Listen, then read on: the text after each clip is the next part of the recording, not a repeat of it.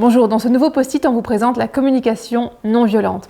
Pourquoi avoir choisi de vous présenter ce sujet? Eh bien, il faut savoir que malgré la multitude de médias aujourd'hui pour communiquer, eh bien, la communication reste quelque chose de très compliqué. Lundi, meeting avec les Chinois, donc soyez bien tous à l'heure, d'accord? Allez, bon week-end, à lundi. Bonjour! Mais où est-ce qu'ils sont? Tout va bien. Heureusement qu'on leur dit d'arriver à l'heure. Hey, Marie, t'es en retard. Je suis pas très en retard, quoi. L'origine de la communication non violente remonte à Gandhi, mais elle a été théorisée dans les années 70 par le psychologue Marshall Rosenberg. C'est lui qui va définir les 4 piliers qui vont nous permettre de mieux communiquer. Cette technique est basée sur le respect de soi, le respect de l'autre, et tend vers un objectif commun. Quels sont les 4 piliers pour mieux communiquer? OSBD. O correspond à observation, c'est-à-dire qu'on va favoriser les faits précis, exacts, plutôt que des sensations, des ressentis. Par exemple, si je vous dis « Marie, elle arrive tout le temps en retard », bah non, je suis pas en retard tout le temps. Bah c'est pas vrai, je suis pas en retard tout le temps. La semaine passée, je suis arrivée mercredi, je suis arrivée à l'heure. Une manière de reformuler va être « Marie, elle a été en retard lundi, mardi, jeudi, vendredi, elle est arrivée exactement à 8h24, 8h26, 8h42, 8h53 au lieu de 8h15.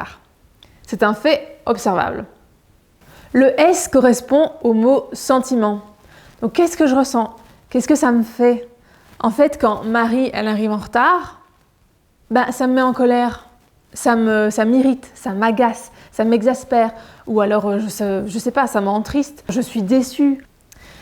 B correspond au besoin. Si vous avez bien identifié ce sentiment, je suis en colère, ça m'énerve, je suis triste, vous allez voir qu'en fait il y a un besoin derrière qui est bafoué.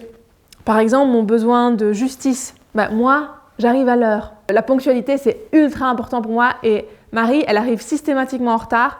Et pour moi, c'est injuste. Et ça vaut la peine d'identifier ces besoins parce que vous allez peut-être remarquer que certains besoins reviennent plus que d'autres.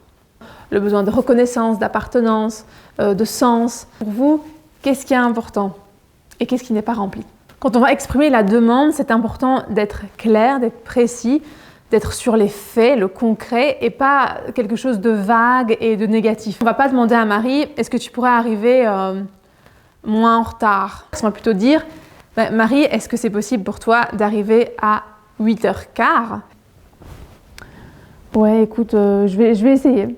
Bien sûr, l'étape suivante, ça va être d'identifier des avantages pour Marie à arriver à l'heure.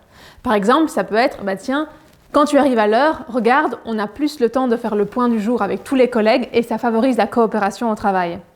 Ça peut être, regarde, tu as plus le temps de t'installer confortablement avant d'aller directement en réunion, alors que normalement tu cours.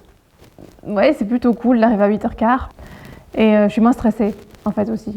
Alors si ces techniques de communication non violente vous parlent, je vous invite à les mettre en pratique dès aujourd'hui, que ce soit dans votre cadre privé, dans votre cadre professionnel. À la semaine prochaine!